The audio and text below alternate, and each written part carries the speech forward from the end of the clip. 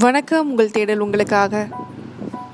நம்ம இன்றைக்கி பார்க்க போகிறது ஒரு டிப்ஸ் செக்மெண்ட் தான். அந்த டிப்ஸ் செக்மெண்ட்டில் என்னென்ன நம்ம பார்க்கலாம். நம்ம பூஜா ரூமில் இருக்கிற அந்த பிராஸ் மெட்டல்ஸ்லாம் இருக்கு இல்லையா, அது எவ்வளோ ஷைனிங்காக நம்ம கைப்படாமலே வந்திருந்தால் நமக்கு ரொம்ப சந்தோஷம் தானே. அதை பற்றி தான் நம்ம பார்க்க போகிறோம். வாங்க வீடியோக்குள்ளே போகலாம். இப்போது நீங்கள் ஸ்க்ரீனில் பார்க்குற இருந்தபோது என்னுடைய பூஜா காமாட்சி விளக்கு. ஸோ இது பார்த்திங்கன்னா நான் ரொம்ப நாளாக யூஸ் பண்ணாத பூஜை ஜாமான். இது எல்லாமே இன்றைக்கி நான் உங்களுக்கு அதை க்ளீன் பண்ணி காட்டலான்னு சொல்கிறதுக்காக நான் அதை எடுத்திருக்கேன். ஸோ இதை நீங்கள் ப்ளெயின் வாட்டரில் வாஷ் பண்ணிக்கோங்க. நல்லா அதில் ஆயிலெலாம் இல்லாமல், டஸ்ட்லாம் இல்லாமல் ப்ளெயின் வாட்டர் நல்ல தண்ணியில் கொஞ்சம் நல்லா வாஷ் பண்ணிவிட்டு, இந்த மாதிரி ப்ளெயின் வாட்டரில் நல்லா வாஷ் பண்ணிவிட்டு நீங்கள் அப்படியே ஒரு கையளவு புளி இருக்கு இல்லையா, tamarind, அதை நல்லா தாராளமாகவே எடுத்துக்கோங்க. நான் கொஞ்சமாக எடுத்துருக்கேன், நீங்கள் தாராளமாகவே எடுத்துக்கோங்க.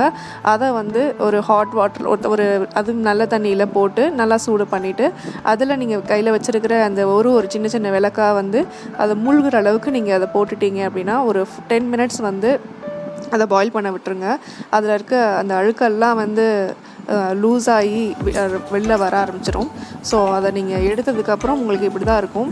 நீங்கள் அதை ஸ்டீல் ஸ்க்ரப்பில் இதை உங்களுக்கு நான் காட்டுறேன் பாருங்கள். இதில் முங்கினது நல்லா க்ளீனாக இருக்குது. முங்காமல் இருக்கிற பாட் பார்த்திங்கன்னா உங்களுக்கு அவ்வளோ ஆகலை.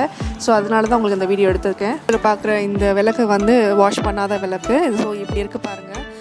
அந்த tamarind வாட்டர்லேருந்து எடுத்ததுக்கப்புறம் அதை நல்லா ஒரு பிளெயின் ஸ்டீல் ஸ்க்ரப் இருக்கு இல்லையா, அந்த ஸ்டீல் ஸ்க்ரப்பில் வச்சு நல்லா அதில் தேய்ச்சி விட்ருங்க.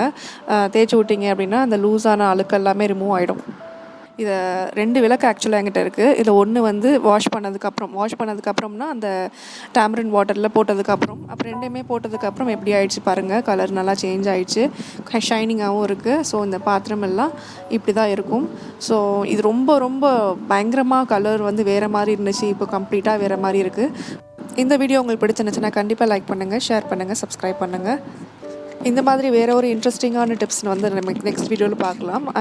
Until stay tuned. உங்கள் தேடல் உங்களுக்காக. Thanks for watching.